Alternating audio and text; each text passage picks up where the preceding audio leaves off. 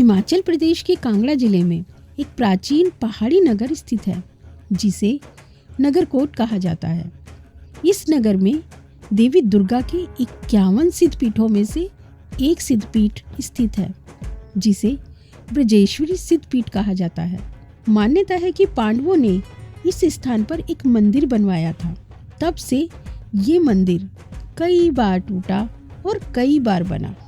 इस मंदिर में हजारों वर्षों से पूरे देश से श्रद्धालु आते हैं।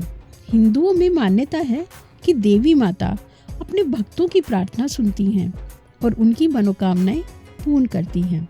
मुख्य मंदिर सभा मंडप के समक्ष दीवार में लगा पत्थर का एक पैनल बरबस ही सबका ध्यान अपनी तरफ खींचता है। इस पैनल में एक मनुष्य के मुंह की प्रतिमा लगी हुई है जिसके ऊपर ध्यानु भगत लिखा हुआ है। मंदिर के दाहिनी भाग में एक बरामदे में भी ध्यानु भगत की एक प्रतिमा बनी हुई है जिसमें मनुष्य के एक धड़ ने अपना सिर अपने हाथों में ले रखा है। इस प्रतिमा की भाव भंगिमा से ऐसा प्रतीत होता है कि इस व्यक्ति ने अपना सर स्वयं काटकर किसी को अर्पित किया है। मंदिर में भ्रमण करते हुए स्त्री पुरुषों के कुछ छोटे मोटे समूह भी श्रद्धालुओं का ध्यान अपनी ओर आकर्षित करते हैं। इनसे बात करने पर ज्ञात होता है कि ये ध्यानु भगत के वंशज हैं जो आज भी अपने पूर्वज की याद में इस मंदिर की यात्रा करते हैं। ये लोग अपने कंधे पर मोर के पंखों का एक गुच्छा धारण करते हैं। इनके शरीर पर लोहे की एक जंजीर भी पड़ी होती है। लोहे की जंजीर इस बात की द्योतक है कि किसी समय उनके किसी पूर्वज को लोहे की जंजीरों से बांधकर इस मंदिर तक लाया गया था। ध्यानु भक्त के बारे में बताया जाता है कि 16वीं शताब्दी में जब भारत पर मुगल बादशाह अकबर का शासन था, उन्हीं दिनों ये घटना घटी। ब्रज प्रदेश में स्थित नादौन ग्राम निवासी ध्यानु अपने 1000 यात्रियों सहित माता के दर्शनों के लिए जा रहा था। इतना बड़ा दल देखकर बादशाह के सिपाहियों ने उन्हें रोक लिया। अकबर के दरबार में ले जाकर ध्यानु भक्त को पेश किया। अकबर ने पूछा, तुम इतने आदमियों के साथ लेकर कहाँ जा रहे हो? ध्यानु भक्त ने हाथ जोड़कर उत्तर दिया कि मैं ज्वाला माई के दर्शनों के लिए जा रहा हूँ। मेरे साथ जो लोग हैं वे भी माता के भक्त हैं और यात्रा पर जा रहे हैं। अकबर ने ये सुनकर कहा, ज्वाला माई कौन है और वहाँ जाने से क्या होगा? तो ध्यानु भक्त ने उत्तर दिया, ज्वाला माई संसार की रचना एवं पालन करने वाली माता है। वे भक्तों द्वारा सच्चे हृदय से की गई प्रार्थनाएं स्वीकार करती हैं तथा उनकी सभी मनोकामनाएं पूरी करती हैं। उनका प्रताप ऐसा है कि उनके स्थान पर बिना तेल बत्ती की ज्योति जलती है। हम लोग प्रतिवर्ष उनके दर्शन करने जाते हैं। फिर अकबर बोला, तुम्हारी ज्वाला माई इतनी ताकतवर है कि तुम्हारी सब मनोकामनाएं पूरी कर सकती है, तो इस बात का विश्वास हमें कैसे होगा? यदि कोई चमत्कार दिखाओ तो हम भी मान लेंगे। ध्यानु ने बड़ी विनम्रता से उत्तर दिया, मैं तो माता का एक तुच्छ सेवक हूँ, भला मैं क्या चमत्कार दिखा सकता हूँ? अकबर ने कहा कि तुम्हें इम्तिहान तो देना ही पड़ेगा। हम तुम्हारे घोड़े की गर्दन अलग किए देते हैं।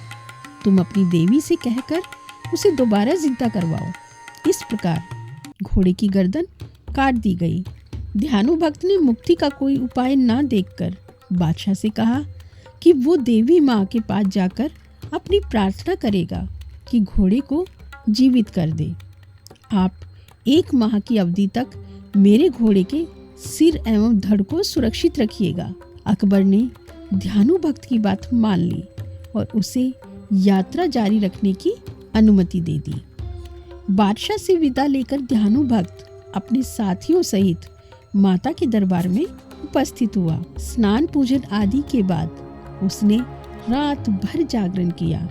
प्रातःकाल आरती के समय ध्यानु ने हाथ जोड़कर देवी से प्रार्थना की कि बादशाह मेरी भक्ति की परीक्षा ले रहा है, मेरी लाज रखो, मेरे घोड़े को अपनी कृपा से जीवित करो।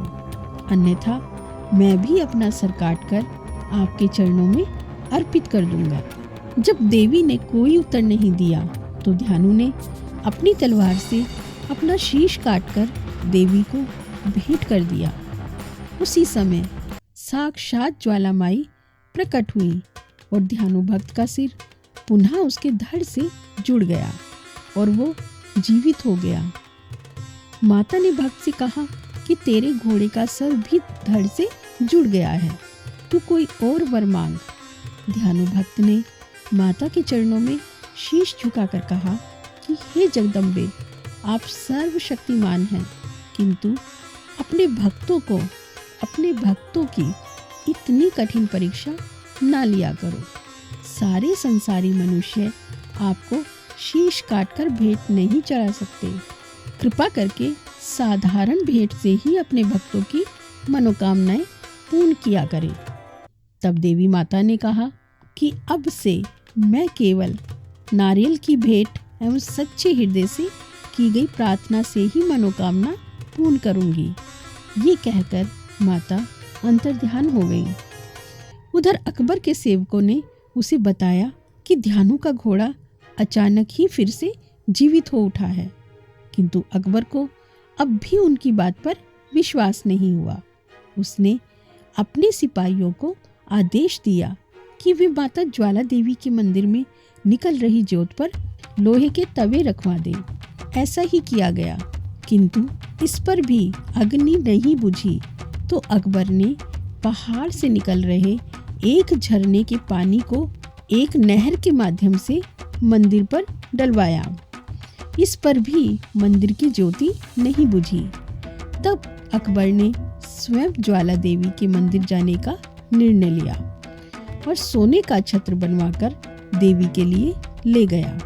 जब अकबर ने ये छत्र देवी को अर्पित करना चाहा तो वह अकबर के हाथों से गिरकर टूट गया तथा सोने की बजाय किसी धातु का बन गया। ये धातु ना तो पीतल थी, ना सोना थी और ना ही चांदी, ना तांबा और ना ही लोहा। ये पता नहीं लगाया जा सका कि ये छत्र के टुकड़े किस धातु में बदल गए।